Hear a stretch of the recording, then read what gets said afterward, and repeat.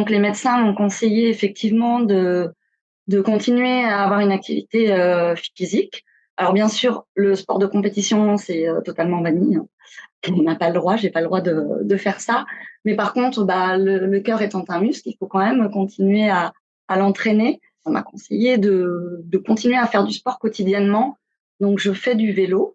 Alors quand il fait beau, je fais du vélo en extérieur, sinon du vélo d'appartement tous les 2 jours. Et je fais une fois par semaine de l'aquagym. Bien sûr, c'est adapté, c'est-à-dire que la personne qui me fait faire l'aquagym, par exemple, est au courant de ma pathologie. Quand je viens, je l'ai informée. C'est aussi savoir s'écouter pendant ces moments de sport. Si on sent qu'on est essoufflé, effectivement, il faut s'arrêter. Il faut pas continuer à faire un sport en fait qui nous mène à l'essoufflement parce que c'est pas très bon par rapport à la maladie.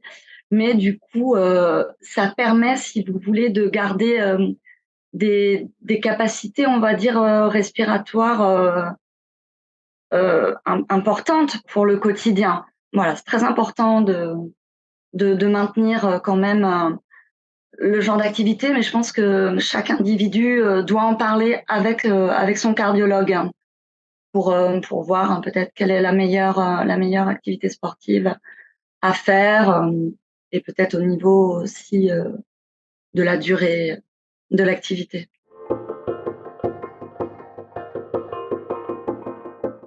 Alors l'association de patients, moi je trouve que ça joue un rôle très important dans l'accompagnement des patients au quotidien parce que ces associations, elles œuvrent vraiment pour que chaque patient puisse être soutenu, puisse être informé, puisse être aidé tout au long des différentes étapes en fait de sa maladie.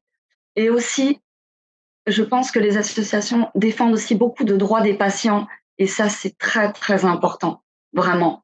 Et ces associations sont très, très importantes. Moi, je m'étais rapprochée d'une association donc par rapport plutôt au DAI.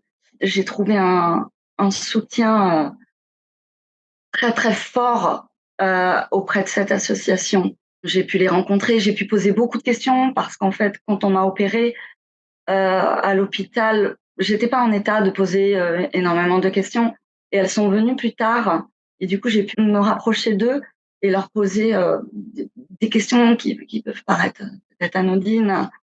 Vraiment, je pense que c'est très très important dans le quotidien, voilà, des malades, d'être informés et de trouver un soutien.